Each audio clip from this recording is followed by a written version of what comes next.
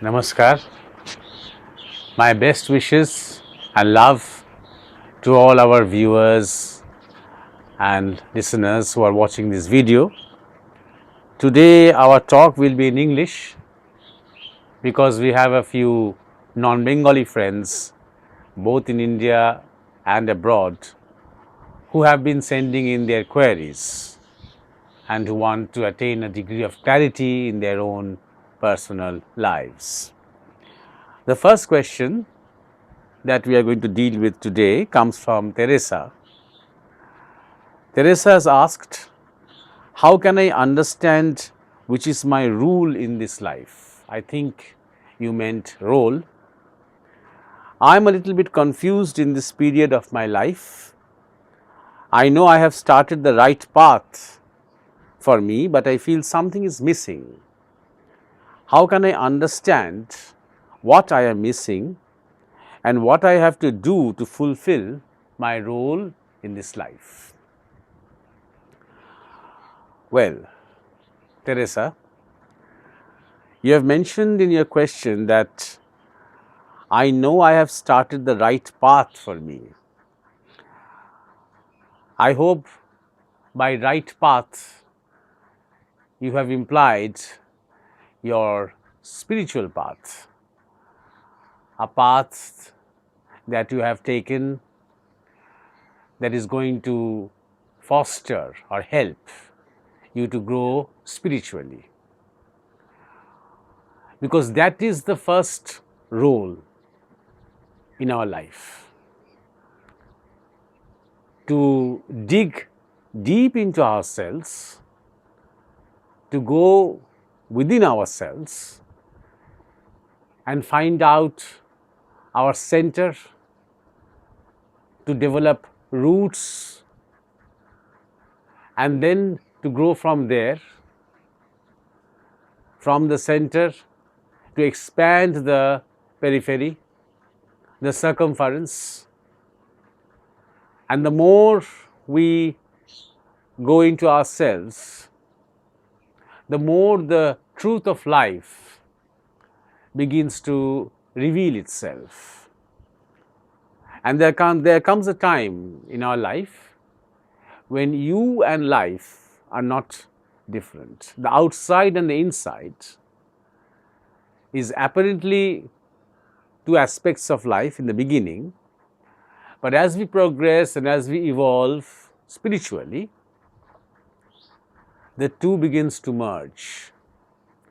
So the role becomes automatic. So before we talk about that role, even that role has two aspects of it. First is the internal and then the external. The external becomes a continuation, an extension, a reflection of the internal. Now, in the spiritual path, there are many paths. For people who want to seek answers by thinking, for them it is a path of discrimination, which is called Jnana Yoga. For those people who sort of desire, have a strong will, determination, perseverance, which means they have a strong mind-oriented person. For them, it is the path of meditation, which is called Raj Yoga. For those who are emotional, who want to love and be loved, who thrive best in relationships, for them it is the path of devotion, or which is called Bhakti Yoga. For those who want to be more involved in action, in service, in running around and doing things. For them, it is a path of action, which is called Karma Yoga. Now, each of these paths does not really stand alone, because as human beings, we are a combination of all these factors. We want to think things out, we want to understand the secrets of life intellectually. We all have desires, wishes, plans, will. So in that sense, our mind is active. We are all emotional, more or less. We all want to relate with love and with friendship and in relationships. And we all also somehow want to engage ourselves in physical activities. So we are a combination of all these faculties, but we have to find out what is my dominating mood, in this case your dominating mood,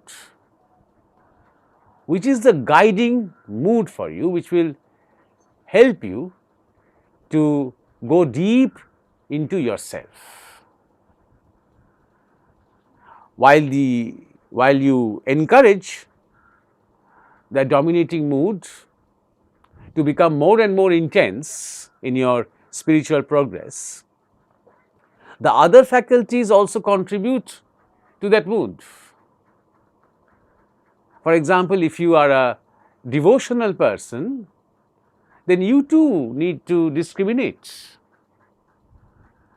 about different aspects of life. Otherwise, devotion becomes blind and does not take you anywhere.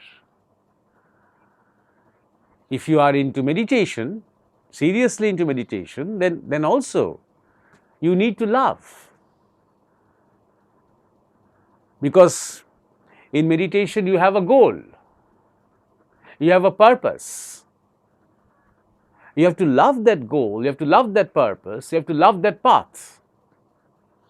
So devotion, discrimination, karma and meditation are all intermingled. They complement each other, but you have to identify which is your primary and dominating mood, which will be your particularly suitable for you, because each one of us is different. And we actually do not choose the path chooses us. Even for each path of these four categories that we discussed are the main categories. Even each one of them has many, you can say, sideways. For example, devotion. There are many types of devotion. What kind of relationship would you like to have with existence? For devotion, usually, we need a figure, we need a symbol, we need a personification. That is why in all the religions of the world, there are images, there are gods and goddesses to help devotees to have a relationship with them. Someone with whom they can pray, they can talk to, they can complain to, someone with whom they can cry, they can laugh, they can share, so that the emotions and the desires and the thoughts are all channelized in one direction. That is the main idea of spiritual pursuit, that all your energies have to be channelized in one direction. You cannot really separate spirituality from other aspects of life. That here you are engaged in worldly life, and in the morning and the evening you take a break for half an hour or 40 minutes to do some spiritual pursuit. This separation is superficial, and that won't help. So now the question is how to understand this path. You have said that you think you are in the right path, but in spite of that, we are going to talk about knowing the path, because it will be helpful for many people. It could be helpful, and it could also be helpful for you to understand with greater clarity. Usually it is not very easy to understand which is my path. Why is it not easy? Why is it difficult? Mainly because we are very deeply identified with our individuality, with our individual nature, with our mind, with our desires, with our wishes, with our thoughts, our ideas, our opinions, our emotions. We are too identified with them. A lot of I has got invested in these things. To understand with some clarity my particular nature or the quality of my nature, I need to distance myself from my individuality, which is a very deeply spiritual process. I need to acknowledge and recognize that my body is here with its own unique qualities, but I am not the body. So I can observe the body from a bit of a distance. Distance is required to understand. We need to identify or acknowledge, to recognize that my mind is there, full of desires and needs, but I am not the mind. So we can distance ourselves from our desires and observe the quality of the desires, the root of the desires, the direction of these desires. The same goes for my emotions. My love, my hate, my friendships, my sorrows, my joys, everything related to emotions. They are my emotions, but I am not these emotions.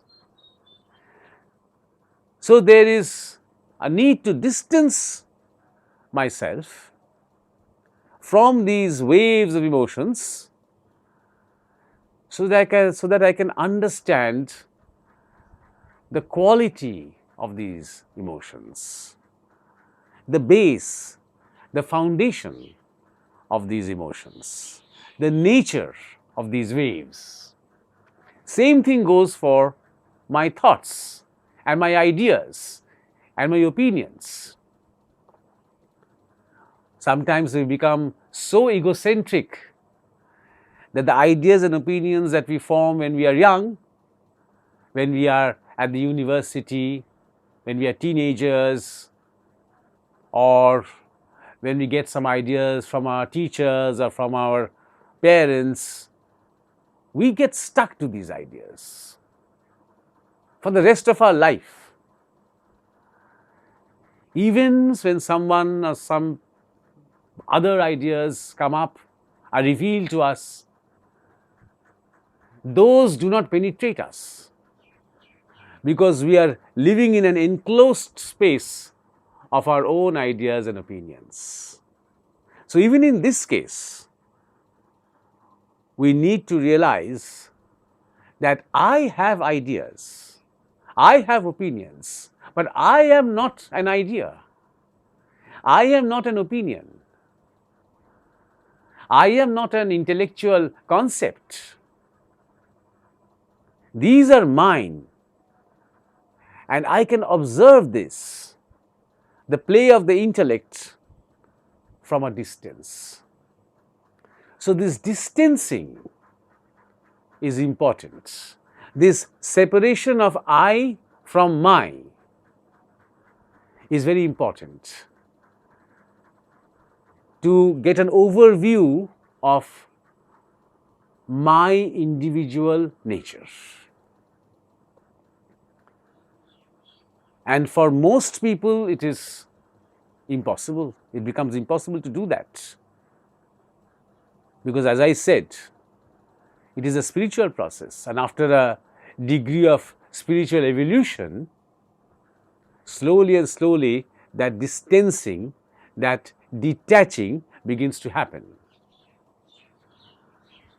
So, what usually happens in India is that the mentor or the spiritual master or the guide or the guru helps the disciple or the student to find his path. Because a realized Sadguru has got the power to understand the nature of each individual, to understand the uniqueness of a particular person. Because a Sadguru does not only see the present, he also sees the past lives, and he also sees the future, the potential, the possibilities, and accordingly he chooses the path that is right for that person. That path, and the path will have its own mantra, its own methods of sadhana, its own ideal, its own teachings, specific to that particular person. Because by myself, when we usually, this is a very confused world, and especially everything in education is homogenized totally, means you go to a school and it is a very static kind of an atmosphere. You learn or you study the same subjects, and you answer the same question papers, give the same exams, write almost the same answers, refer to the same books. So, the education system should have been designed, at least partially, to help a student to understand and recognize his potential, his own innate potential. But that is not the case. Education all over the world is driven by economics. So, it does not really play the role that it is supposed to. It is help you to understand a little bit about yourself and your connection to life as such, your connection to nature, your link with the universe. Because education does not play that role, cannot play that role, we need some insights from personalities or from masters who have a deep insight into human nature, because they know the reality of existence. Once they know the whole, they can easily identify the parts, because a part is a projection or a manifestation of the whole. So, from that overview, they can easily see that from where you have come, from what source, from what impressions, and to where you are heading. So, they will be able to, or a spiritual master is able to help you recognize and understand that path. And not only that, at the same time, you need to be groomed, you need an atmosphere,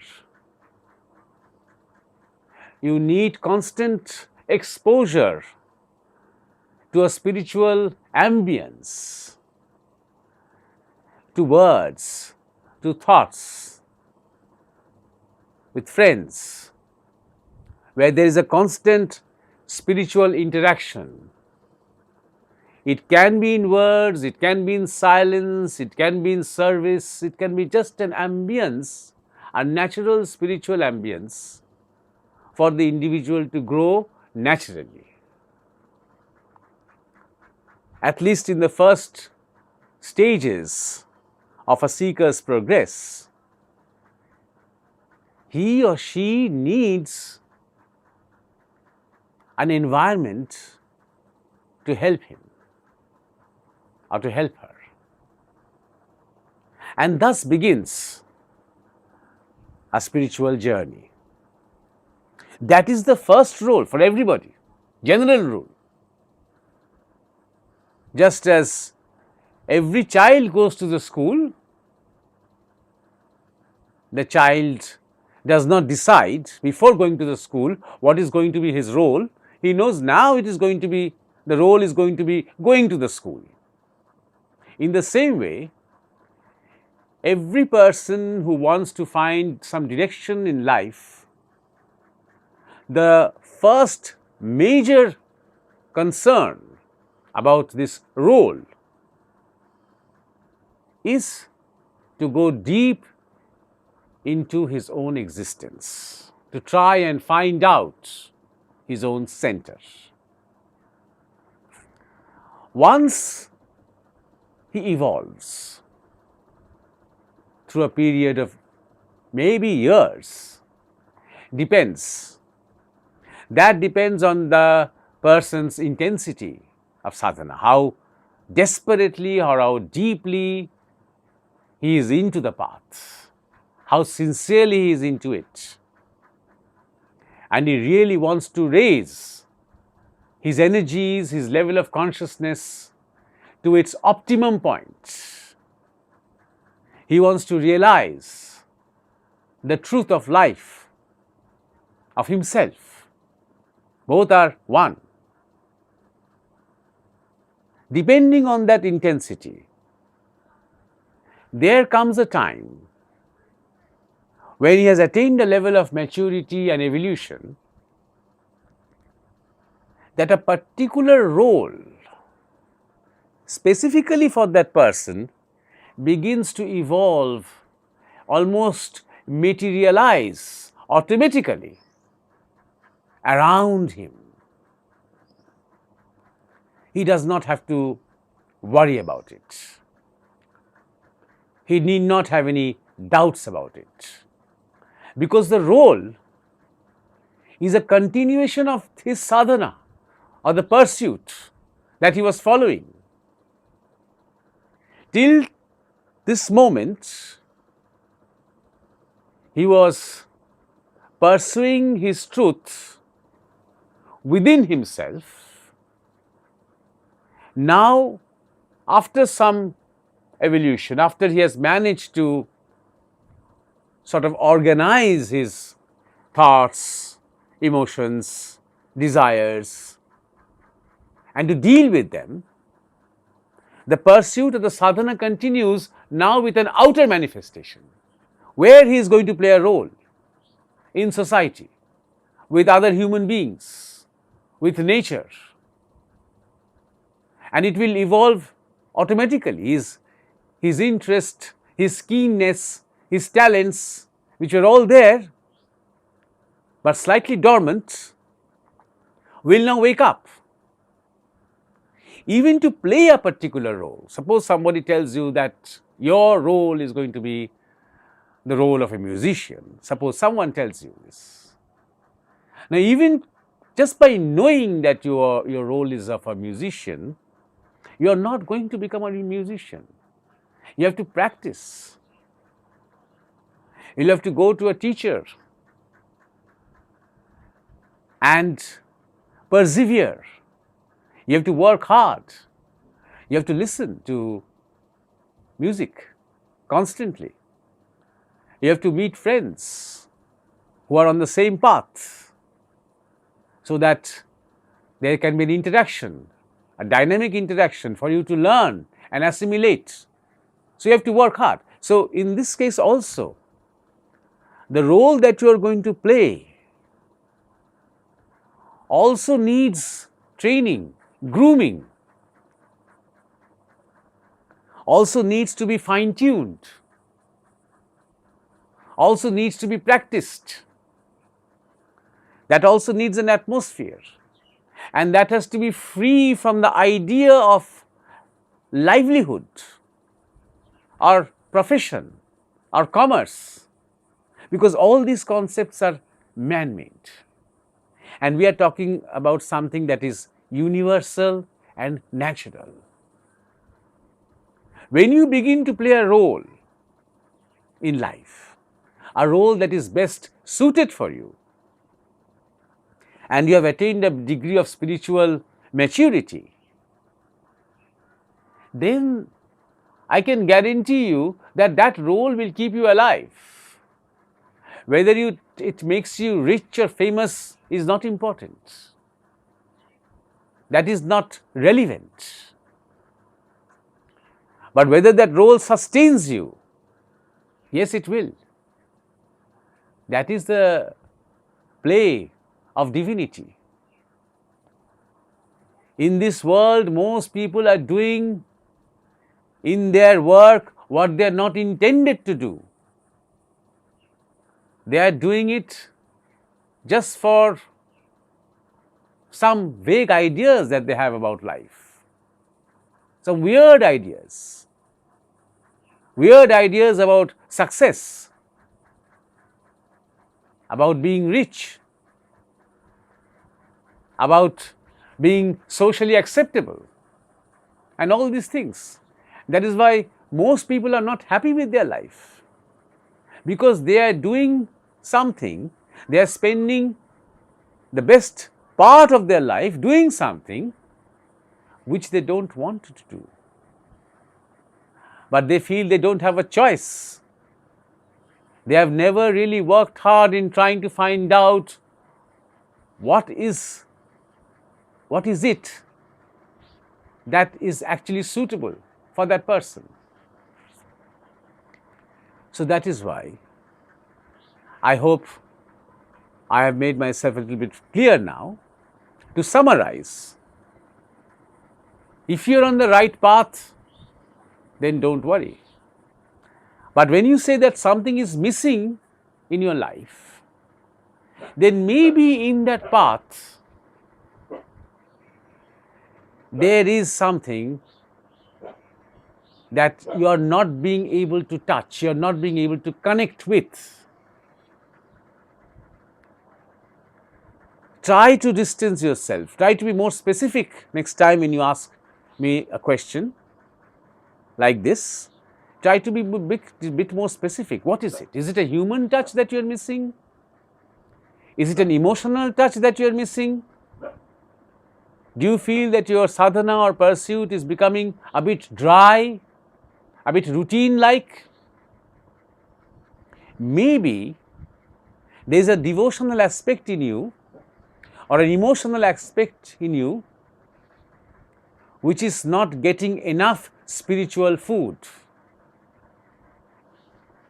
So probably you are in the right path, but you need a bit of a devotional element to that path so that the missing link is completely fulfilled. So that is the role that I would recommend for you. Go more deep within and distance yourself from your individuality. Then you will be able to understand your own body better without the dictums of what a spiritual body should be. All the things that are being written in the books, all the things that preachers are saying does not apply to everybody in the same way. Once you know your own body, you will recognize that.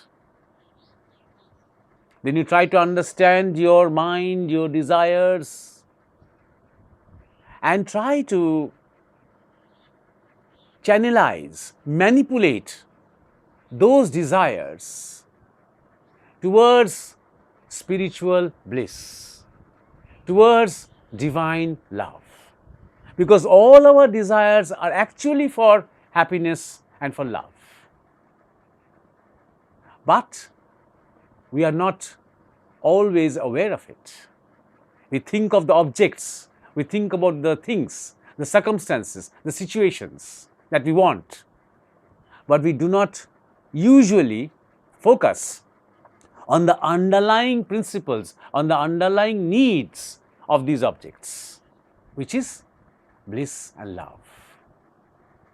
In this way, try to distance yourself from your thoughts and opinions and become free from all this. You are free from opinions, from desires, from emotions, everything. You are free. Try to. That should be the basis of your practice. Observing.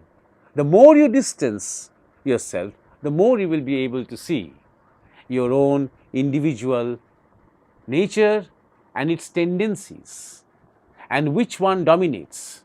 That is the path. And I am sure soon, within a very short time, once you take that path, once you follow that path, the role that you have in life outside, in the outside world, will begin to form by itself. That field is going to be formed by itself. Well, I hope this answers your question. We'll come back again in some future presentation. Till that time, all my best wishes and love. Namaskar.